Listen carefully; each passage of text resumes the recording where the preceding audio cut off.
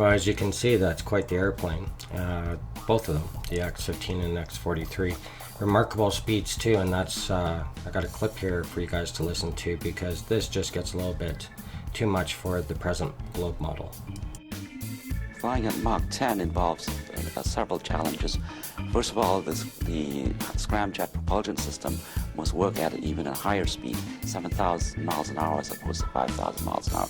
And that's always very challenging to make it up at these extreme speed conditions. The second one is that when you fly that fast, the heating rates are about twice as high at Mach 10 as at Mach 7, and therefore you must design the vehicle, including the propulsion system, to be able to withstand these kinds of temperatures. So those are the two major challenges, and the data that we'll be obtaining will be very valuable in addressing those kinds of challenges that such a vehicle would have to. Well, as you heard there, those speeds and then the curvature that it would have to maintain that drop in altitude, I just can't see that possible.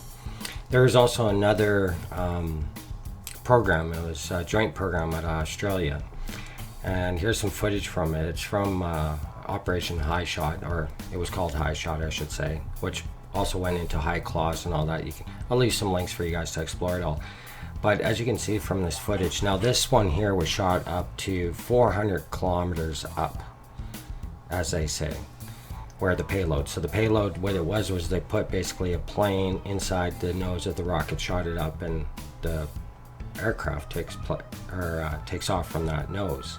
As you can see here, they have the camera in the nose of the rocket there, and we get to see this aircraft take off from the nose.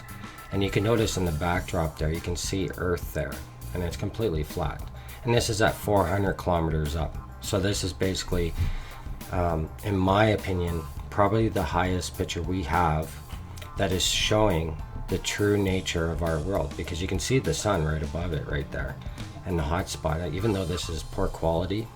And as it takes off, that moisture hits the screen of the camera where it's being housed there, but you still get a good view of what's going on here. So when we look back in the past, we can definitely find a lot of evidence. I found this stuff probably over about 10 hours worth of research and stuff looking into this program when I stumbled onto it, looking back at the 60s, because this stuff took place back in the 50s and 60s.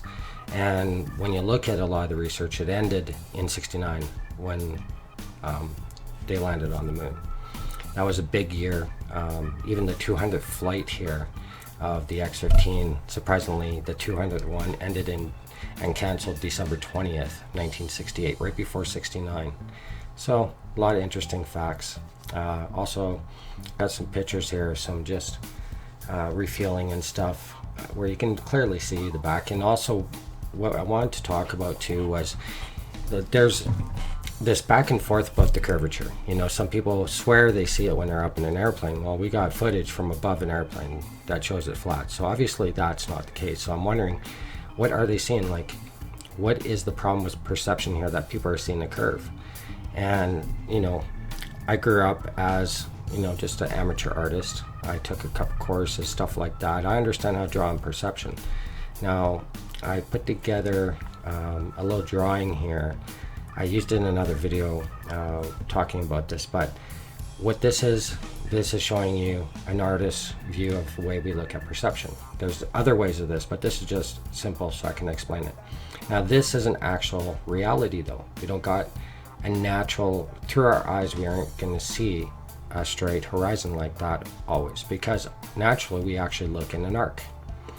So when we look at real observation compared to artist rendition, there's going to be a difference. And I think what's happening is some people, when you look up in perception, there's a theory. The theories of perception assume there is poverty of stimulus. This, with reference to perception, is the claim that sensations are by themselves unable to provide a unique description of the world. Sensations require enriching, which is the role of the mental model. Hence, them instilling the globe, which instills this picture, which I think people, in a way, can't break free from, and they keep seeing the curve. You know, with even all this evidence, it seems like they're stuck to that. But anyway, hope you enjoyed this little clip, and I'll talk to you guys soon.